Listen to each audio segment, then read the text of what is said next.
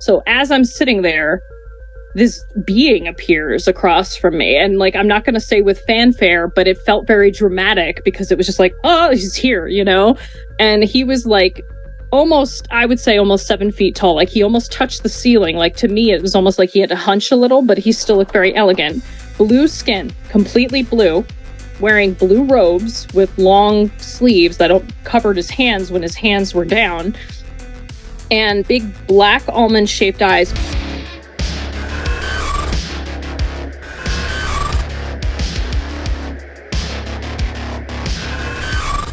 Welcome back. I'm with Persephone Mae Holloway, an experiencer. Persephone, welcome. Thank you. It's great to be here. It's great to have you on. Okay. So in our long, meandering, probably 2-hour conversation before this interview started, we covered a lot of stuff. So we'll be able to cover it much more efficiently on this, and you won't have to hear all my weird ravings. No, I like the weird ravings. It's good. Okay.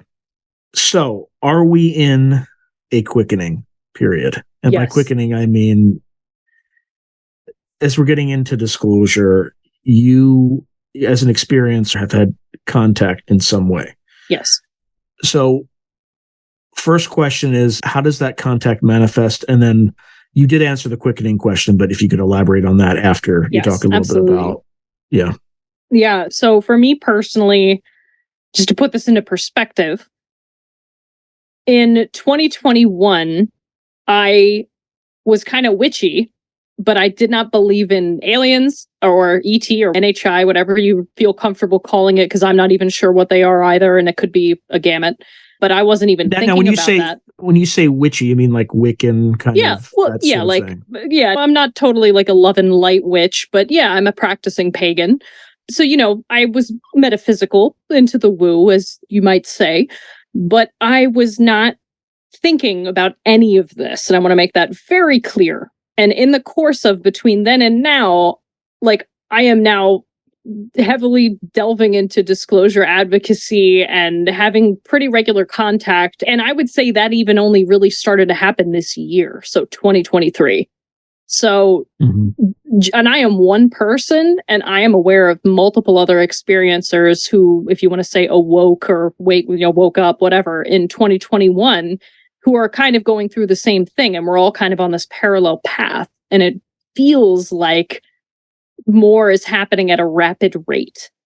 And I would say, even looking at what's happened with disclosure, like from a non-woo perspective, how quickly it's moved through the government. I don't see things move that quickly. I don't think any of us have. So if you want to parallel it with something that's not woo, there, you know, right there's an example of how fast this is moving. How is the contact manifesting for me personally? This gets complicated because for the most part, it seems to be what I would call like dream-like states, but I am not convinced that they're dreams. My first recontact with my entity, I'll say, because again, there's a long story there, but my first contact was back in 2021, and I thought I was dreaming, but it very clearly was physical. Like there were aspects of it that seemed physical. You know, waking up the next day with fully clothed on top of my covers, not something I would do, like things like that happen. It's like, okay, I don't think that's a dream, but mentally it feels kind of dreamlike. And this is pretty common with experiencers, to the point where we regularly have conversations. Was that astral or was it a physical abduction? And we often can't answer that. We're like, I don't know, because it's impossible to tell. But what we do know is we feel completely conscious, if not like drugged or in a dream state, but we are fully conscious during these times.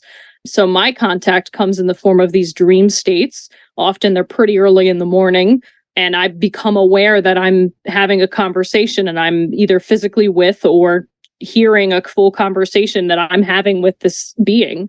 And that's a lot of times how I'm getting this contact. And for the skeptics who might be listening, I am fully cleared of all delusional disorders by my therapist. And I go there for my anxiety. We've talked about it.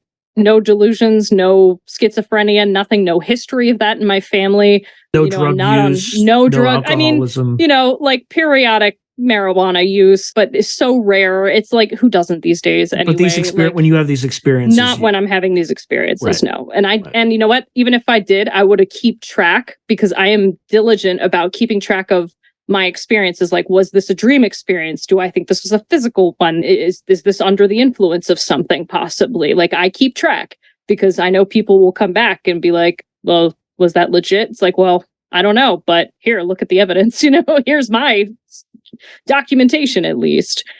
But yeah, so for me, it's a lot of these sort of almost hypnagogic, is that the right word? States, but they're, yeah, the information is just so much. And often it takes me days to figure out everything that was said to me, because the information comes in such a large amount.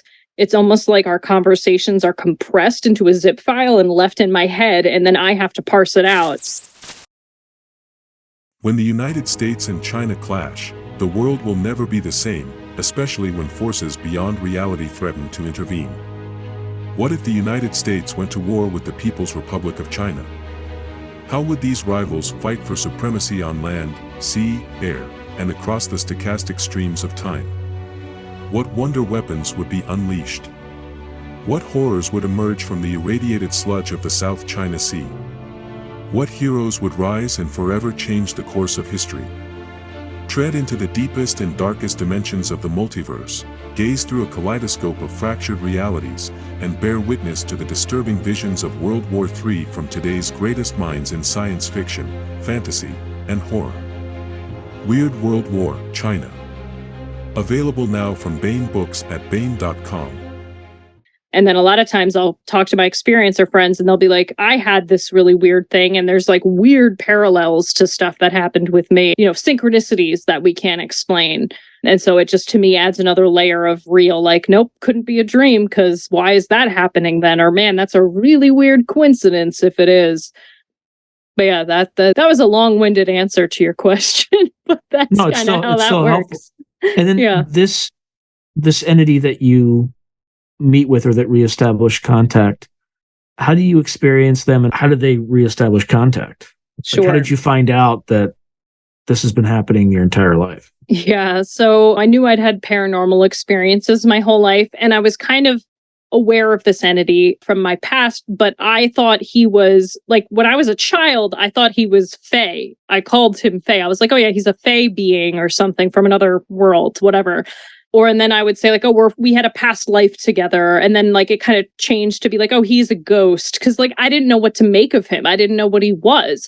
Still don't fully know what he is. But he always had the same appearance to me, except for the very first time I met him. But I just kind of put him out of my life. Like, I forgot it. I forgot all my experiences because I was trying to just be a normal person. Like, for the majority of my late teens and 20s, I was like, I'm going to just settle down, get married, make a family, whatever. Like, I just wasn't thinking about that stuff. It didn't matter to me.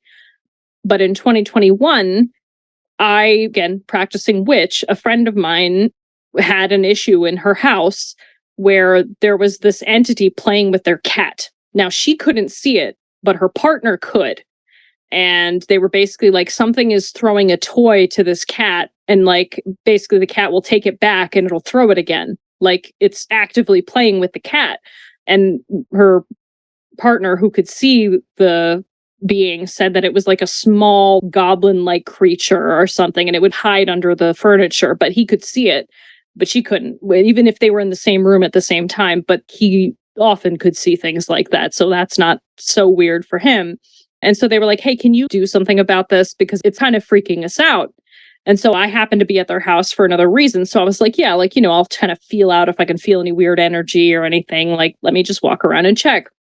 And they went out of the area and I was alone in the house.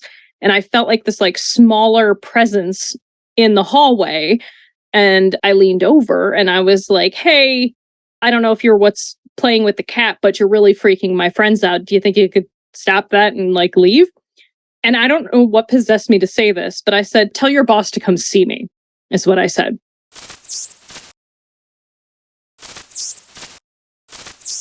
To advertise on Through a Glass Darkly, email throughaglassdarkly@gmail.com. completely forgot about it. This was June 2021. Completely put it out of my head. Did not think about it. My friends didn't tell me they had any more experiences. So either it left them alone or they just didn't care anymore. Whatever. Didn't think about it. I had other stuff on my mind. August 2021 rolls around. I wake up in the middle of the night and I think I'm dreaming, but I'm awake. Like I fully sit up out of bed, get out of bed. I can feel the cold air on my arms, but I'm like, oh, I'm dreaming. And I don't know why I would be dreaming this, And I get up, I go up to my attic, and I go and I sit on the guest bed. And I knew I was waiting for someone. I just knew I was waiting for someone. So as I'm sitting there, this being appears across from me. And like, I'm not going to say with fanfare, but it felt very dramatic because it was just like, oh, he's here, And he was like, I would say almost 7 feet tall. Like he almost touched the ceiling. Like to me, it was almost like he had to hunch a little, but he still looked very elegant. Blue skin, completely blue, wearing blue robes with long sleeves that covered his hands when his hands were down. And big black almond shaped eyes, but they almost seemed to glow blue. So I was confused because they were black, but blue. It was odd. Thin nose, mouth with lips, like a clear mouth. And I couldn't tell if he had hair because his robes had a hood up. And I thought he was wearing a headdress, but then I realized it was just like light was coming from behind him, like a really bright light, but he wasn't in silhouette, which didn't make any sense because if there was light from behind him, he should have been in silhouette, but he wasn't. I also knew that there was smaller beings with him. I just knew. I couldn't see them, but I knew. I was like, okay, there's something in here with him, but I couldn't see it. And so I'm trying to take this in. And I'm like, what a weird dream I'm having up in my attic, And this being is like, you asked to see me. And I was like, oh, shit. Because I remember June. And I was like, oh, my God, I completely put that out of my head. I was just like, wow, I completely forgot about June. Okay. And something in my mind told me, okay, he's a fae being or something. Because again, my mind is not on aliens. I'm not on ET. So despite the fact that he has these almond black eyes and kind of fits what people might say is a taller gray or something, that didn't even come into my head. And so I was like, oh yeah, you're right. I did ask to see you. I didn't think that would work. And we're not having this conversation out loud. This conversation is happening completely in my head. And I can hear his voice like he's talking, but his lips aren't moving at all. And I could sense that he was amused. He was amused by this whole thing. Like, it was just funny to him. Like, oh, great. Okay. Why'd you ask to see me? And I was like, okay, well, look, like I'm a witch and you're like some kind of fae creature. So like, let's make a deal. Cause like this opportunity doesn't happen that often. So like, let's talk about it. And I know probably what I would have asked him for, like, I want to publish a book someday. Like, I want to be surrounded by loving family and friends and all this stuff. Like, I know the kind of things I probably would have asked for, but I have no memory of what I actually asked for. And then he kind of listened and he nodded and he was like, we can do that. Okay. And then he asked for whatever he wanted, but I don't remember what he asked for or said. The only thing that I remember was he said something about every 23 days. And he repeated it 3 times. He was like, every 23 days. And I was like, okay, I'll remember. And I don't know what every 23 days is. It just is the thing that he said. And he was like, okay, you're going to Ireland in October. And I was like, yes. And he was like, all right, when you go to Ireland on the 3rd day, you'll see something that is from me. If you want to keep this agreement, leave me something there. You'll know what I'm talking about. And I was like, okay. And he's like, leave me something there and I'll know that you've agreed to this. And I was like, okay. And he was kind of embarrassed and kind of casual. And he's like, would you be opposed to mating with me? And I like laughed at him because I was like, what? Like, what is the wording of that? Like, what do you mean? He was like, you know what I mean? And I was like, I guess, I don't care, whatever. Like, okay. And he was like, okay, well, I'll see you in Ireland. And I woke up in my bed downstairs in the morning, fully rested, no memory of the rest of the quote unquote dream. But I was like, what was that even about? Like, what was that? That's a weird dream. I wrote it down on my phone. I don't know where I wrote it down on my phone, but it was either probably like Google Docs or my phone notes or something. And I know that at that time, I still remembered a lot of the stuff that I had asked for and stuff that he'd said. I was detailed.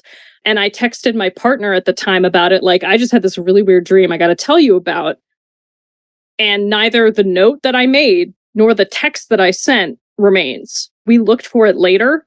It was not there. The text was gone. It was deleted from both of our phones. Like, we couldn't find it. And the note that I made is just gone. So there's no record of that until months later when I was like, I should check the original notes so that I can put this on Reddit. Because basically what happened was my life completely turned upside down. But I'll get into that. So I go to Ireland. This is for my honeymoon at the time with this guy. We should not have gotten married, but a lot of friends were like, "Oh, like it's just wedding jitters, and you'll get over it, and whatever." No, we should not have gotten married. I made a mistake, but part of me feels like that had to happen because I had to go to Ireland. Things like that happen in my life. That's like, I don't, this may be why that happened. I don't know, but whatever. So I end up in Ireland, and on the third day, we pass a sign for Knocknashee. Now, Knocknashee is one of the oldest fairy hills in Ireland, probably the oldest that's known. And so there's like a stone cairn on the top of it. So as we're driving past, I'm like, oh my God, we have to go. Stop. That's where we need to go. Where in Ireland is it? Like, I don't know. Central, maybe? North? I want to say more towards Galway or north. Like, it's like up more, I think. But I don't know, because we were driving. We drove the whole time we were there. So I don't know. But anyway, we end up at Knocknashee. And we go up, and I got to the top of the hill, and I felt like I wanted to take a nap. And it was really weird. I was like, I want to just lay down and go to sleep. And my partner's like, why are you trying to sleep? And I was like sitting like on the ground. I was like physically sitting. And he was just like, whatever. And he left me there for like 10 minutes. And then I got up and I followed him. And I didn't know why I wanted to go to sleep. I just felt very strongly like, I just need to sleep here.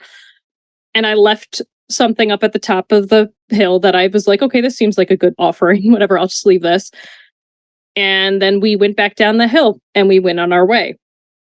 Now, I'm not sure about the timeline here. I also checked to see if we had any missing time, and I'm unsure is the answer, because the estimated amount of time up and down is like 2.5 hours, and we were about 3 hours. So there could have been some missing time, but also we were taking our time. It's a vacation. Like, I'm not going to be policing like, oh, we had missing time. And like, I don't know. I can't say that for sure. I know a storm rolled in and kicked us out. And we were like, oh God, we got to go. There's thunder coming. And it just kind of came out of nowhere.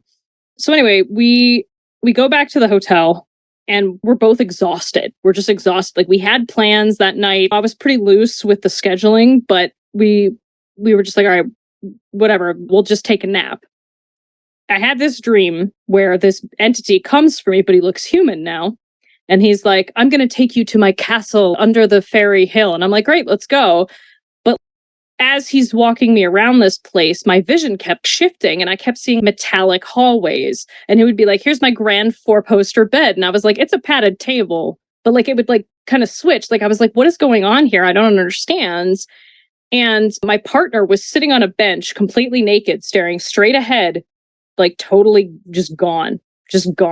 And I kind of looked over at him and I was like, is he okay? And he was like, oh yeah, he's fine. Don't worry about him. Like, he's fine. And I was like, all right, whatever. Like, I'm having a grand old time here. This is great. And I wake up in the hotel. We've had 4-hour nap, and we're like, okay, now we're hungry. Let's go to dinner.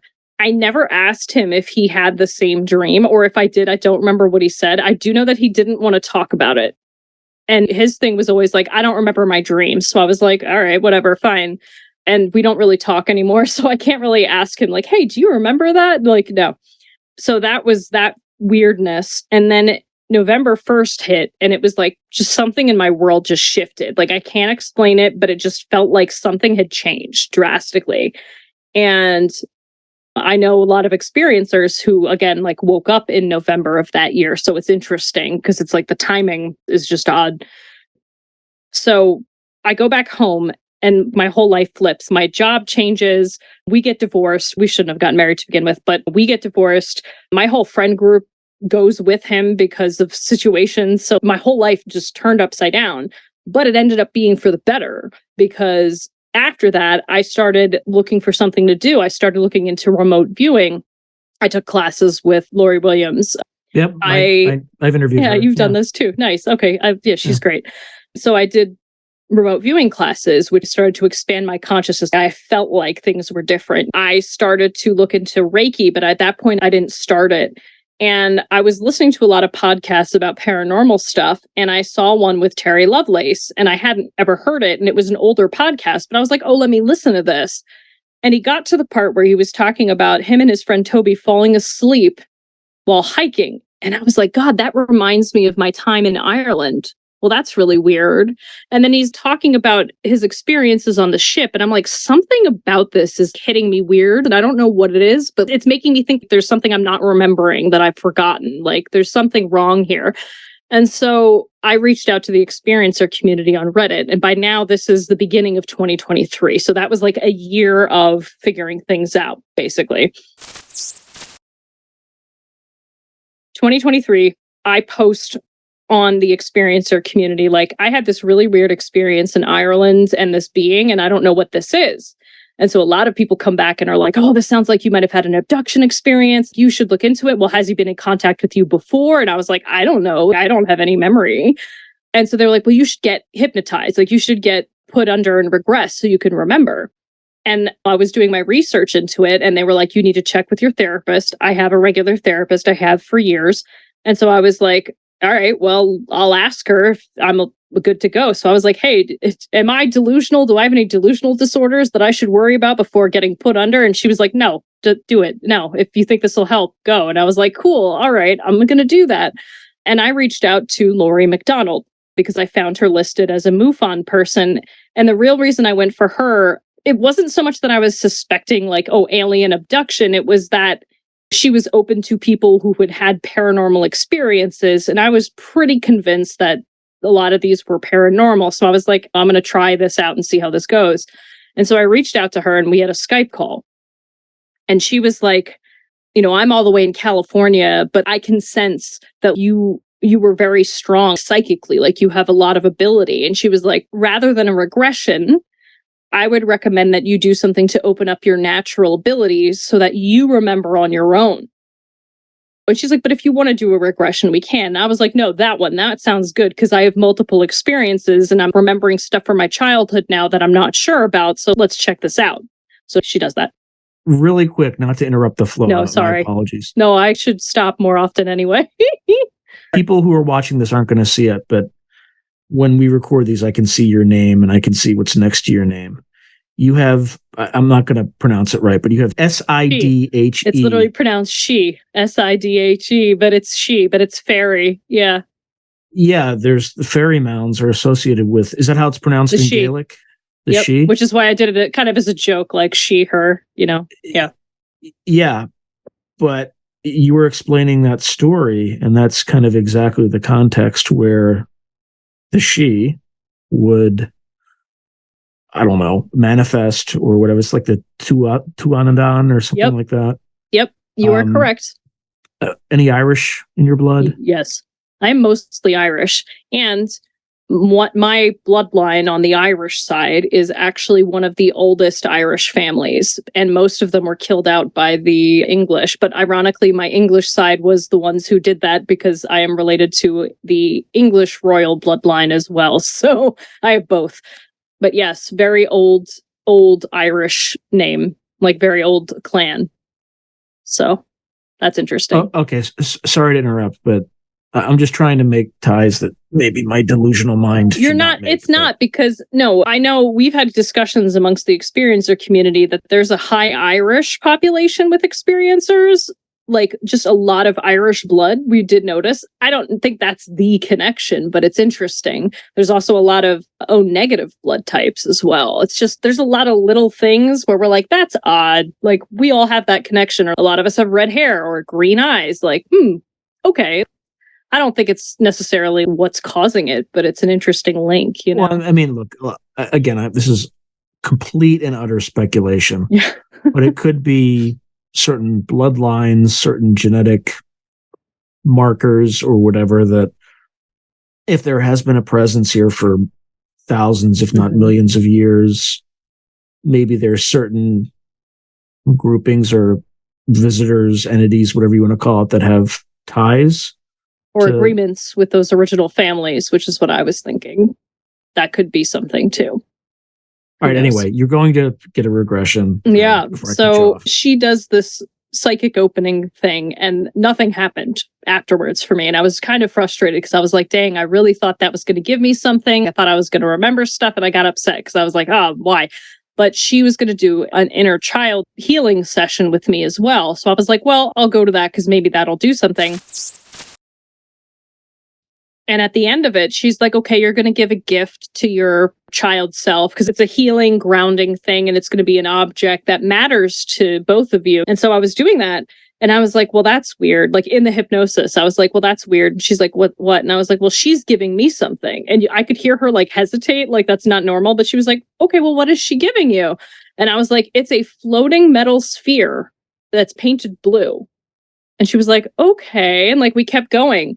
Well, after that session, it was like the floodgates just opened and I started free writing all the memories that I was getting. And it was like 7 pages of like, oh, I was abducted when I was 9 and here's what happened. And there was this floating sphere and I started writing everything. And as soon as I was done with it, I was like, I need to look at my childhood diaries. I need to go back and I need to check this because this feels significant. And I had packed them all up in a box. They were in my basement. So I had to dig it out and I pulled them all out and I started going through and there were 3 entries from when I was 12 where I was like, yes, I was abducted by aliens. And when I was 9 years old, and I had no memory of writing this. I had 0 memory of writing this. And I was like, what? And I was reading the account and it's pretty similar to what I wrote currently. There's some small differences, but the gist, like what was said, everything was pretty much the same. But what got me was I referenced a padded table. And I remembered from Ireland that I had said, that's not a bed, that's a padded table. And that just little thing, that was what sent me into ontological shock. And I actually was curled up on my bed crying that day because I was like, oh my God, this is real. Oh my God, this is real. Like it just hit me so hard. And for me, that was what I needed, I guess, to understand. But it wasn't too long after that I got COVID. And then I was getting better and I was still kind of feverish and I was asleep, but I felt like I was levitating off the bed. And I was like, oh God, I'm having a fever dream or something. Like, I don't know what's happening right now. And I was just in this place. And, you know, I didn't feel out of it. I felt fully awake. And I was like, this is not normally how it is. I just knew this isn't normally how it is. And I was sitting on this padded table under a bright white light that moved. It wasn't stationary. And I'm in this kind of cyberpunk-esque room because it's like the lighting was very neon purple and pink, which I love. That's a color scheme that I like. And I couldn't tell where the lighting was coming from. It just was kind of like lit this way. Carpeted-ish or padded floor. There was a black couch-like thing, but it didn't have cushions. It was just one piece. There was a full grand piano in there, and there was a plant in there that kind of looked like a monstera, but not quite. And there was a window, which I could see just stars outside the window. And I'm sitting here, and I realized that this entity is in the room with me that I knew instantly was the same as the blue entity, but he looked human.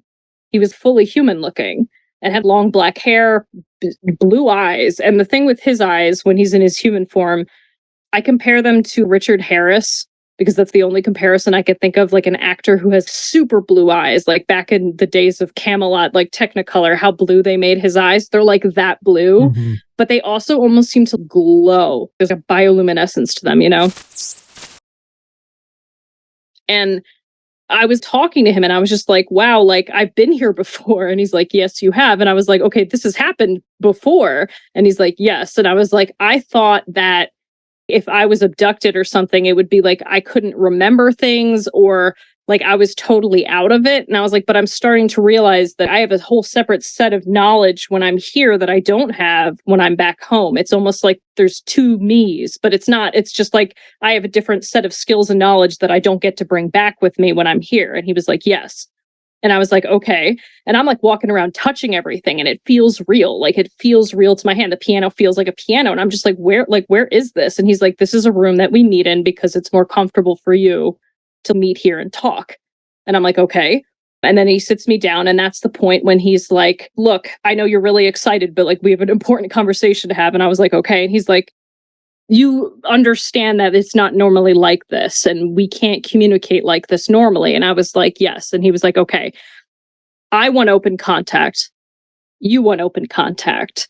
I represent and I lead a faction of entities. I don't know that he said entities, but he might have said people. I'm not sure how he phrased it, but he said, I lead a faction that is pro open contact with humanity. And he was like, this year is going to be a big year for humans in regards to this topic. And he was like, if you want this as much as I do, you're going to go back and you're going to tell everyone your stories and you're going to show your face. And I was like, okay. And he was like, all right.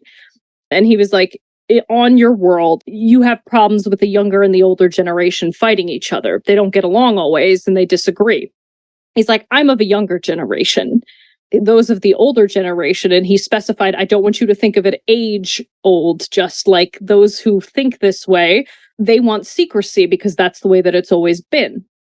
But we want open contact. And he was like, there's currently negotiations going on because we would like open contact. And he said, it's happening on your planet within your own factions as well, right now as we speak. And so he said, so we're going to send you back, but just keep this in mind as things go forward and remember what I've told you, because it doesn't mean anything to you right now, but it's going to mean something to you. And then after that, we got into an off-topic discussion about telepathic society and how relationships are formed. Like, I can go into detail if you want, but I also wrote it all down.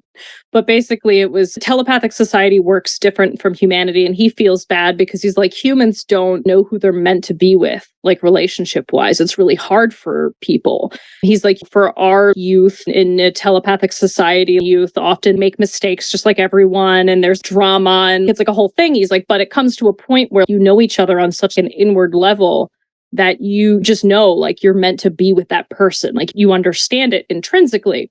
And he's like, or more than one person. Like, we're not, people aren't necessarily monogamous. That's not a thing here. But he was like, you know, the people that you're meant to be with, and that's your family, your group. And he's like, and it's sad that you don't have that connection yet. I think he did even mention at the time, he was like, humanity has such potential that they don't even fully understand yet, but they will. And I was like, this is crazy. This is wild. And then he's like, you know, there are some entities that, because I had said, how do relationships work with lying? And he's like, well, you really can't lie to each other. He's like, but, and then no, not when you're telepathic like that. He's like, but, you know, you can learn how. He's like, there's ways around it. He's like, but it's really frowned upon. And I was like, well, okay, so what happens if someone does? And he's like, well, oftentimes they're given a choice to change and reform, and we'll help them, or they're exiled. And then I was like, well, what happens to them then? He's like, often they go to Earth and start messing with people. And I was like, well, that's messed up. And he's like, you wonder why things are the way they are now? Like, yeah, makes sense. You know, he's like, well, yeah, I mean, you got sociopaths running around. Yeah, there would be a huge inversion in society if humans suddenly found themselves telepathic. It would be a source of extreme instability in the short term, because all the people who are, not all, but many of the people who are running things are pathological liars, right? So you would have a total inversion of who's in charge and who's not. Look, I welcome it. It would be fantastic. Yeah, I know, I do too. I'm like, I'm all for telepathic future. Please come forward. I'm ready. It would be tough for a lot of people. And a lot of people would be exiled. Yeah. Well, and there's emotional, I can get into this another time, but there's emotional aspects to it too, because in a telepathic society, you have to be very aware of your own emotions. So humans, if this is in your future, in general, humanity, if this is in the future for us, it's like you have to get in touch with yourself and understand how to control yourself and your emotions, because otherwise you're putting that on everybody around you. Because if you get angry, guess what? So does everybody around you. Or not necessarily get angry, but they feel that. So I think a lot of times when experiencers or people are like, well, why are they so cold? Like, they'll have experiences with these entities and they're like, well, they don't have any emotions and they're so cold. It's not that they don't have them. It's that they've learned how to control them because they live in a society where, like, that's actually a thing. And if you're in a professional setting, like, just think of it from a corporate standpoint. are you going to like walk into the middle of the room and start screaming in the middle of your office? You're probably going to get thrown out. And most of the time, these entities are working. They're here professionally, really. Like, they're not necessarily here. I mean, sometimes, but they're not here on a personal thing. It's like they're doing a job a lot of the time. So it's just something to think about. Anyway, so moving on. So he was like, yeah, so a lot of times they come there and you have a lot of sociopaths who team up and run around and cause havoc on Earth. And it's unfortunate, I think is how he phrased it. Like, it's unfair. And I was like, yeah, that doesn't seem right. Now I understand he was introducing concepts for later, but then I didn't understand why we were having that conversation, or especially around this topic. I didn't get it then. I wasn't involved. I didn't know what was going on. And so I was like, okay. And this other being comes in, which I had seen before in past experiences, but I realized it in that moment. And it was what people would call a mantid being. So it was like a green insectoid face, black eyes. And he was furious. And he was like, she can't be awake like this. What are you doing? We can't do this. She has to be asleep. And he injected me with some yellow liquid in a syringe. And I'm starting to black out and my entity's catching me. And I forget what I said to him, but I was like, what's your name? Because at this point, I hadn't connected that he was the entity from my childhood. And so I was like, what's your name? And he was like joking. He was like, Errol Flynn. And I was like, that's not your name. like, you know. But the one thing that I noted before I passed out was a piece of his jewelry caught the light. And it impressed upon me really strongly, this piece of jewelry, and I passed out. And I woke up the next day and I was like, well, that was a weird dream, but I don't think that was a dream. Like, it felt so real. Like, it was real, but I couldn't come to terms with it. I was like, I don't know what just happened. So I posted that also in the experiencer community. And at that point, I had Fiona Harris reach out to me, who I've become very good friends with now. And she runs Clear Path Healing. She does hypnosis and things like that and energy work. And she was like, hey, we should talk, because she likes to help new experiencers. So that's kind of what was happening. She and I started having conversations about it. But what I realized, because I was doing the remote viewing class at that point, was that this entity had given me that piece of jewelry because I'm able to remote view that piece of jewelry and connect with him. Now, I can't see where he is unless he lets me. I can only sense him and his emotions. That's it. It's just like a way for me to check in. So after that experience, I didn't have anything happen for 2 weeks, like 2 whole weeks of just silence. So it was almost like I felt like, oh, I must be crazy. But then it was like, as soon as 2 weeks was over, I had another dream. He's back. We're having another conversation. It's not as strongly real as the last time. And I feel really heavily drugged. And that happens with most of our experiences. So part of me feels that's the norm of what's supposed to happen, quote unquote, because we're not in a stage of open contact or whatever. But so, you know, he's talking to me and he basically told me like, yeah, like I got reprimanded.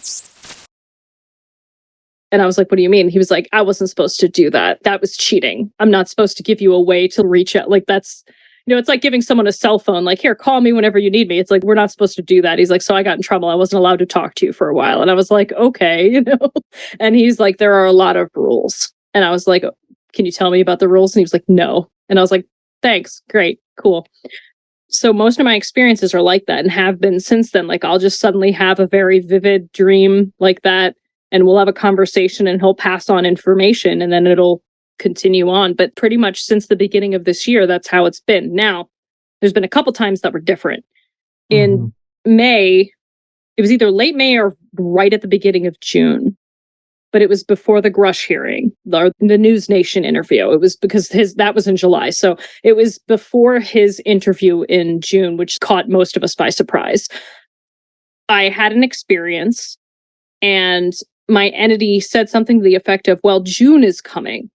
And now I was going on a kind of human initiated contact excursion with my friends out to the middle of nowhere. So I thought he was talking about that. I was like, oh, cool. Like, maybe I'll see stuff. I did see stuff. I have some pictures, but I was like, all right, I guess that's what he's talking about. But he was just like, no, I need you to be ready because June is coming and the conversations that we've had are going to start making more sense to you. And I was like, I don't know what you mean. And then the Grush stuff dropped. So I was like, oh, that's what he meant. He wasn't talking about my trip at all. Just as a side note on the trip, we definitely saw some weird lights that were not on radar. It was very weird.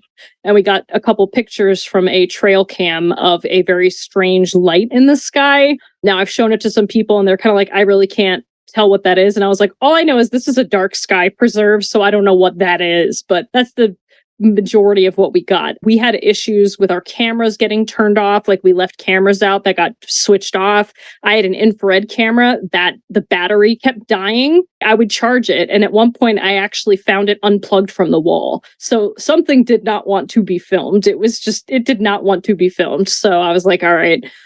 But yeah, that was June. And then everything with the hearing happened in July. And during this time, I had made a friend who was military or government more like, but we had met online and we had started talking, and they had implied that they knew stuff that was going on. And, oh, I'm a whistleblower. And, like you have to take everything with a grain of salt, especially as an experiencer, because people will reach out to you and try to mess with you. So I was like, oh, this person's probably messing with me. But they just knew too much. They knew a lot about me. They were able to repeat back verbatim conversations that I had in range of my cell phone, but not online or with anyone else. And they mentioned a dream that I had only told my partner about, like in person, and had not told anyone else. So like, it was weird. It was like, okay, you clearly know something. Did they identify what branch they were? Or they did, but I don't know if I should say. I have not said yet what branch they are. They disappeared though, right? Yeah. So what I was getting at was around this time, this person was getting nervous, and I could tell they were getting nervous because originally we were like, yeah, we'll talk. Maybe you could come on my podcast someday, because I was going to start up a podcast for experiencers at the time. And they were like, I can't talk to you anymore. Like, they don't like the way this conversation is going because we're being monitored. And I was like, well, I figured. And then all communication just ceased from this person. And so around that time, I was starting to feel like what everyone was feeling, kind of that growing need to do something. And I felt so helpless, and I was so frustrated. And I was like, I need to get more involved. I don't know how to get more involved, but I want to get more involved.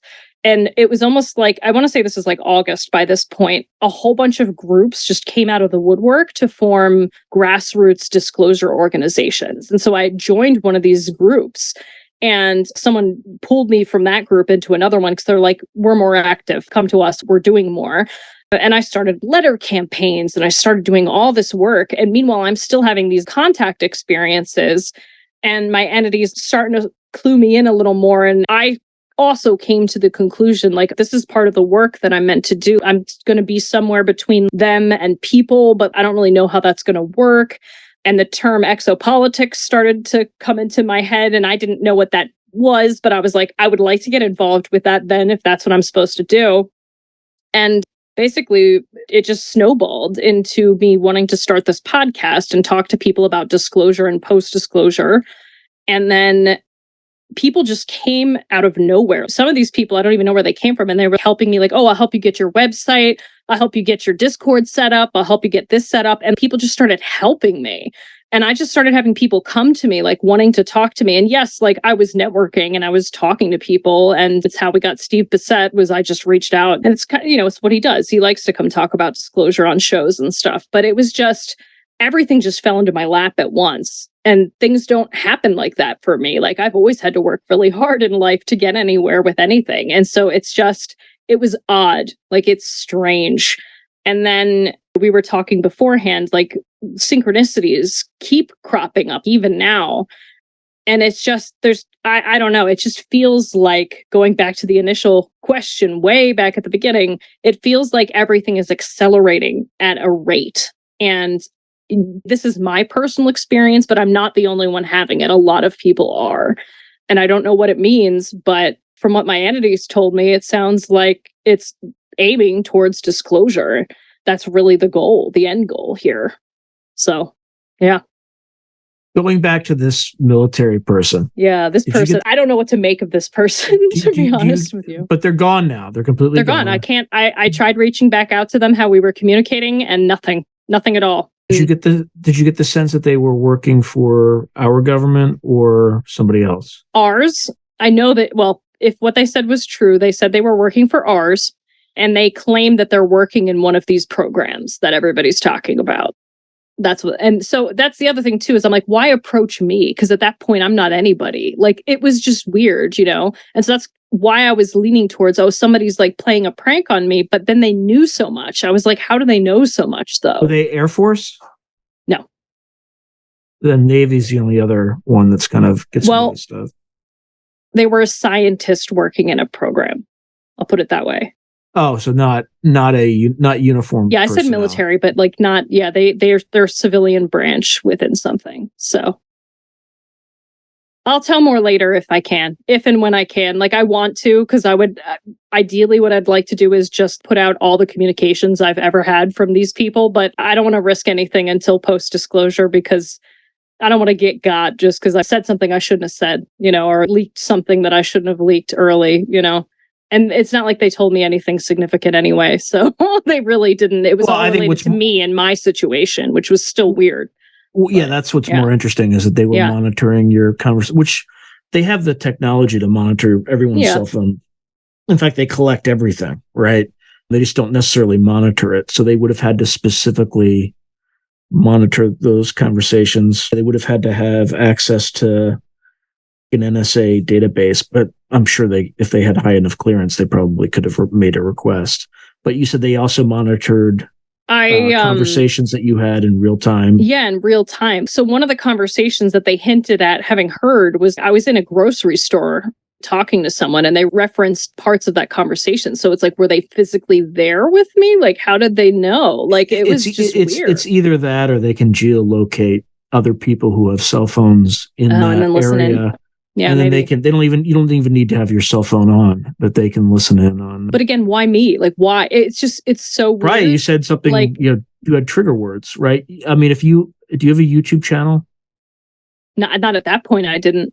So there are times when I'll show you a real world example. So there's certain keywords that organizations, either government, maybe non-governmental entities, are constantly monitoring. Right. Well, actually, I'll show you after, but I could talk about it. But fair. But we were talking about Chris Robinson. I was interviewing Chris Robinson in one particular episode, and there's a retention graph, right? And as someone watches or listens to a video, people will drop off a certain percentage of and there's this conversation that I was having with them. It was like, dropping a normal drop off. And all of a sudden it goes from like 33% kind of in the last third of the video. It jumps up to 98%, jumps and then just drops back down. And I'm like, what were we talking about in that piece? And we were talking about him not paying taxes when he was working for MI5, MI6, or so I thought. And around then, we were talking about that, but he was talking about this transition during a period of time when the British government was digitizing everything. So there was no easy way to kind of avoid paying taxes. Yeah. He actually had to start reporting income because of this. So he put something like His Majesty's reward money, and they flipped out. They're like, how dare you, right? But that's not why it spiked. He was talking about other things that happened during the transition, right? It's like, before this transition, because they had to find new ways to do things that they were able to do using old ways. And he's like, they had to have a way for their informants not to pay taxes. They had a way for you to vote in other people's names. And that particular phrase was when it spiked. So the government is monitoring on, people who are having conversations about voter fraud and things like that. That's just one example. Another example is during the Soul Foundation. I put another video out where I have a 3-hour video. It's over 3 hours, live stream, etc. Same thing. Toward the end, it's, when you get to like the third hour, it's like 15%. It spikes to 68% and then comes back down. I'm like, what on earth is this? And I went to it, and it was a point at which my colleague and I, because I, brought somebody who was with me at the Soul Foundation, we were talking about the timeline, the disclosure timeline. Yep. So I get that a lot of people would be interested in that and forwarding around and stuff like that. But there is also some algorithm out in cyberspace that is looking for key terms about disclosure timelines. So maybe. That's interesting. I definitely would have been talking about disclosure topics at that point. So I guess maybe, but it's just, it's. I mean, this was literally last week. Like this is almost in near real time. No, I'm saying to me, maybe for listening into me back in the spring, it's just odd. So the things that I can say that this person said that, like, because again, also, if they were telling me things, I don't want to spread disinformation. So that's the other half of it. Like, they told me some stuff that's like way out there, but I can't prove it. I'm not a scientist. They are. And also there is that fear of like, I don't want to say the stuff that they said just in case, since they did disappear off the face of the planet, like, I don't want that. But one of the things that they said that was really interesting was they said, oh, your entity's like known already. Like, we know about your entity. And I was like, what do you mean it's known? And they're like, well, like he was known to us before. I was like, what does that even mean? And I tried to like ask questions around it, but like they wouldn't tell me. And then they were like, well, he doesn't work with the government. And I was like, well, I didn't think that he would. Like, it seems kind of antithetical to everything that he stands for, but okay. That was just odd. That makes them super nervous. Anything that they can't control, which, to be fair, that's their job. Their job is to protect people. And anything that they can't control or they don't know about could be a potential threat in their eyes. Yeah. Right. And that's kind of what I took it as. I was like, okay, let's look at this from an intelligence standpoint. Even if there's a chance, like if my contact is real, I'm having contact with a foreign person. Like if you want to put it into terms, I'm having contact with a foreign entity that is enacting things on American soil. So of course you're going to monitor that. Like it makes sense, Right. Let's put it in a more conspiratorial term. Sure. Analogy, right? Imagine if there was a Russian and the Russian was going around to all these Second Amendment groups and just forming all these groups, and they're gradually getting bigger and bigger and bigger, right? And just wants people to exercise their Second Amendment rights and this and that.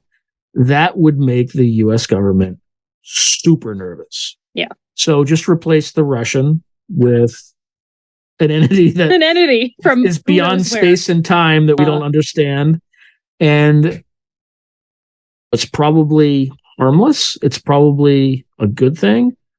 But if there is a 0.1% chance it's not, that's their job to figure out. It's not like there's probabilities, but there's also impact.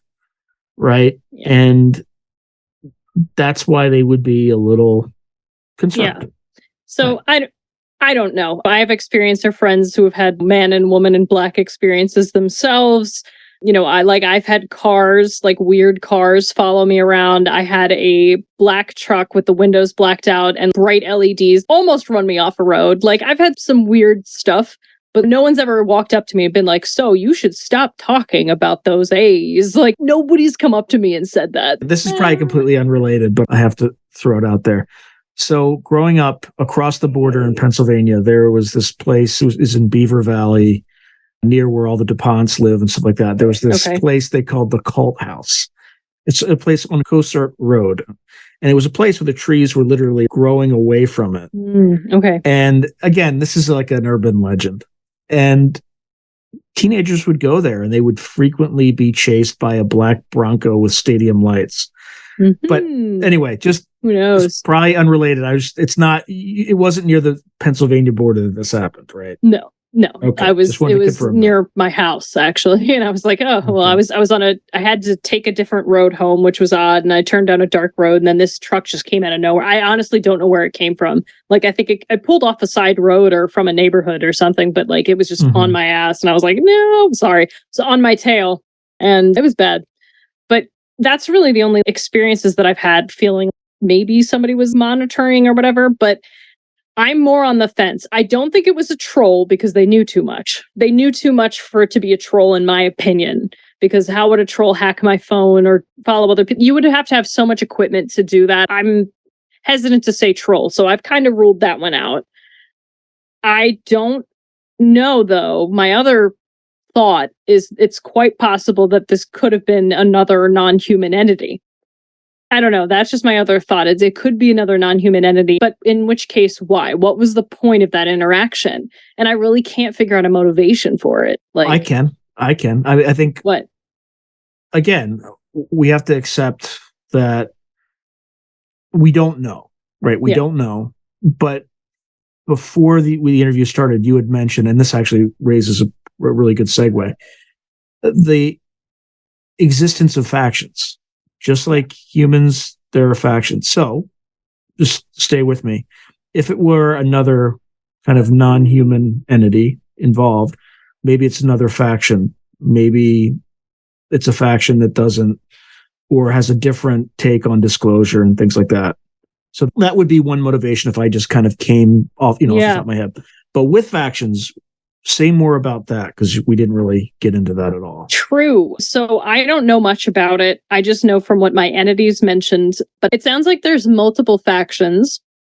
It sounds like primarily the one that my entity's with, by what I understand. And actually, he literally told me this last night to say today. So great. He said that part of his faction's purpose is to help humanity evolve and ascend, is what he said, how he phrased it.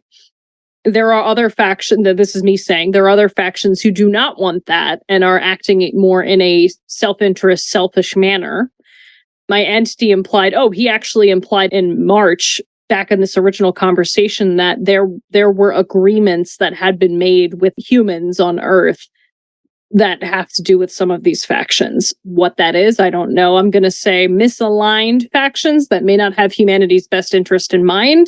Some of them may be. Look, if there are any humans that are keeping the rest of the species behind or holding them back because they made certain agreements by themselves, look, I don't know all the information, but my gut instinct tells me that if you're one of those people listening, you are a dirtbag.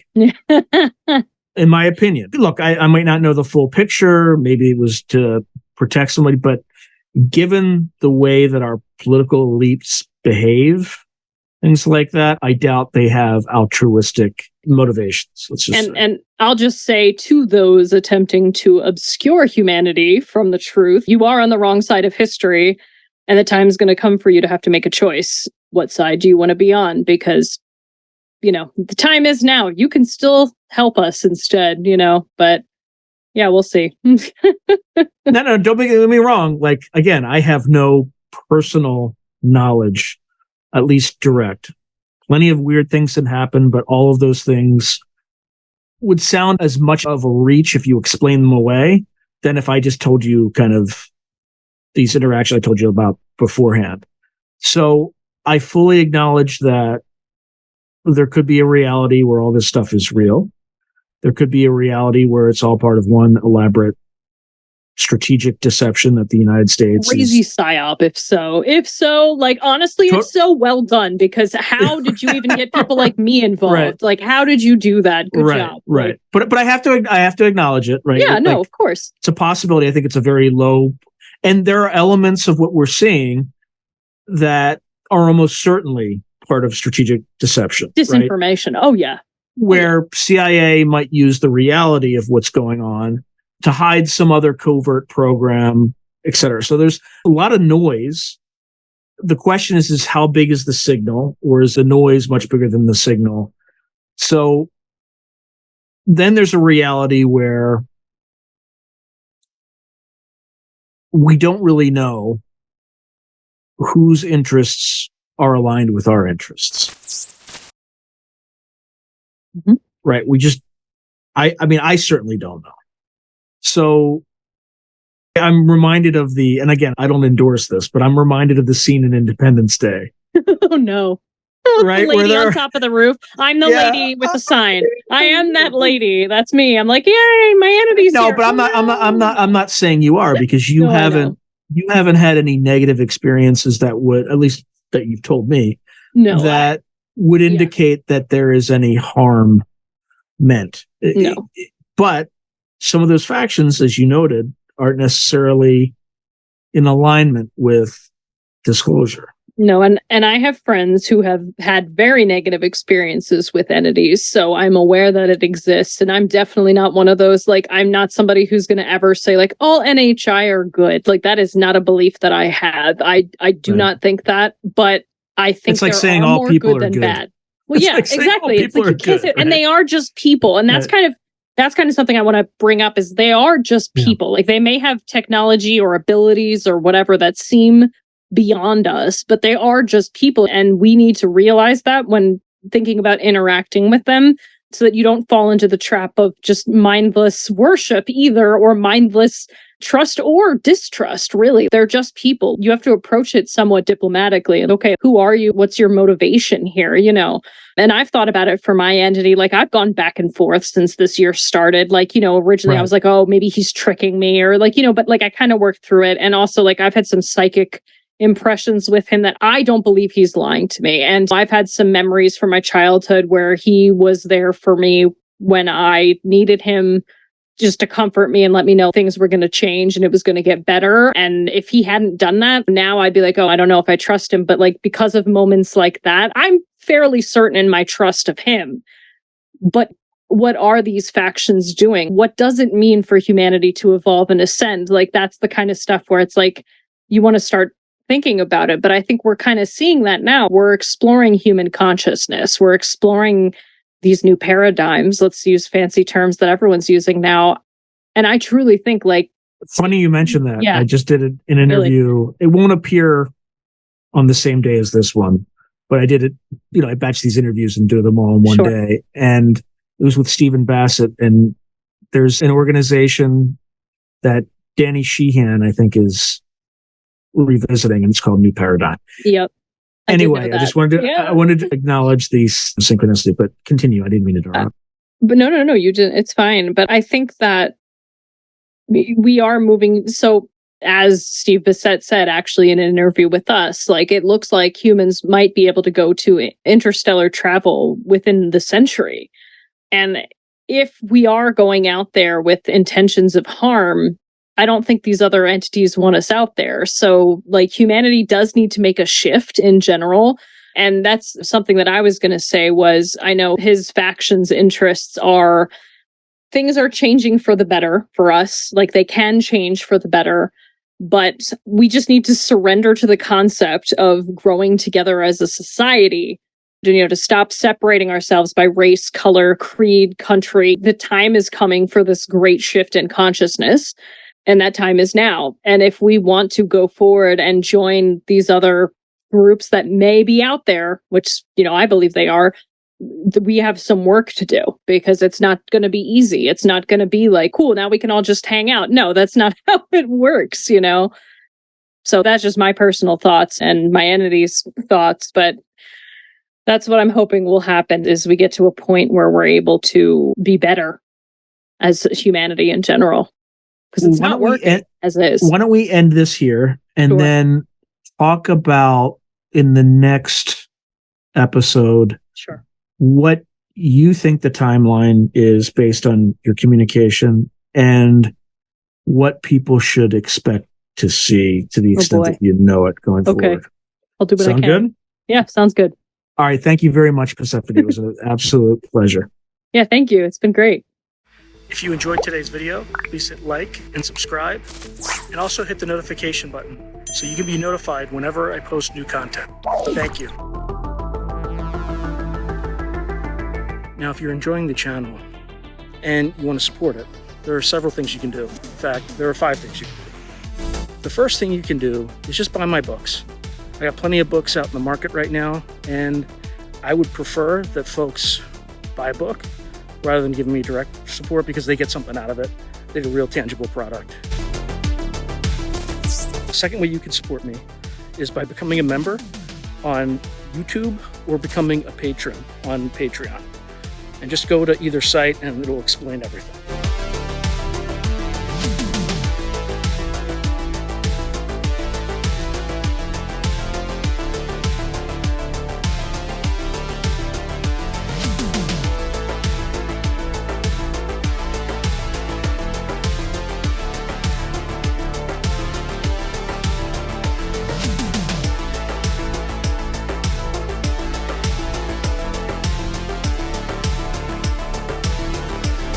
The third way you can support the channel is by checking out my merch site, which is here. There's plenty of stuff that you can get to support the channel. And I'd appreciate that you have it and you can wear it. Not only do you help support the channel, but you also help promote the channel, and I appreciate that. The fourth way that you can support the channel, and this is really easy, is anytime you want to buy something on Amazon, literally just go to the description below and click on any link, literally any link. The channel gets a cut of that, and it costs you no extra money. You just go through the link, as I'm part of the Amazon Affiliates Club. The fifth and final way you can support the channel is through donations. Now, I don't prefer these because it's more of a expression of gratitude, but you don't really get anything out of it as a subscriber to the channel. However, if you decide to do these options, there's two options. There's Buy Me a Coffee, which is a separate site. And there's also, you can go through YouTube with either a super chat, super sticker, or a super thanks. Again, I prefer Buy Me a Coffee because that organization takes less money than Amazon does. But either way, I appreciate any support you are willing to give the channel. So thank you very much and keep watching. I really appreciate it.